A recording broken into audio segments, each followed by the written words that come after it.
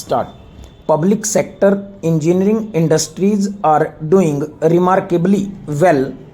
More railway wagons are being moved daily. I congratulate workers, farmers, and other sections of the people for the determination, courage, and identity with natural purpose shown by them in supporting the government's program of economic stabilization.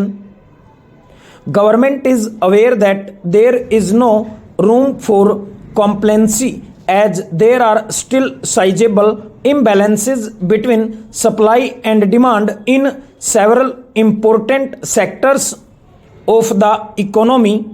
The internal economy situation is also full of uncertainties. The monetary and fiscal measures and the action against economic offenses will be continued with vigor. Simultaneously, government will intensify measures to remove limitations in the infrastructures and to increase production in vital sectors. In the international sphere, we shall continue to work for the evaluation of a just and viable economic order in cooperation with developing countries as well as developed countries which have shown understanding of our problems. We have been hit hard by the sudden and large increase in the prices of oil, food, and fertilizers. Articles of common consumption have been affected and great hardship has been caused to the people. There is a very heavy draft on foreign exchange.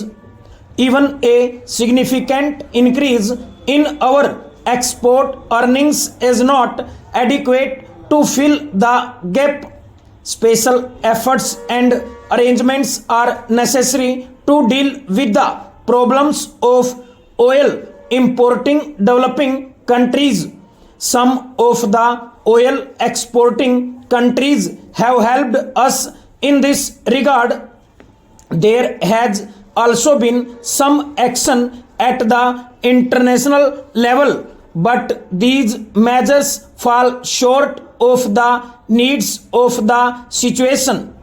The severe damage caused to the economics of developing countries has to be recognized and redressed through purposeful cooperative effort on a global scale.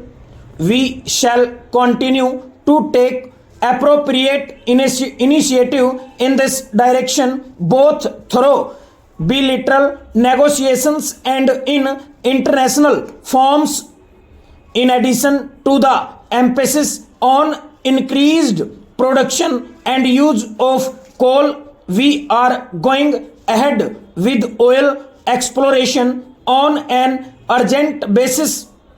The recent discoveries in the offshore Bombay High structure are promising. Government has decided that this oil field should be developed to the production stage with the greatest expedition. It is big planned that the first stage of production should be in 2006 and that in another 4 years the production from this area should go up to 10 million tons. The future outlook for production of oil from offshore and onshore area is so and so. There is understandably some anxiety about the 10th 5-year plan. A plan has a framework and a coherent system of objectives as well as a detailed program indicating targets and the availability of resources.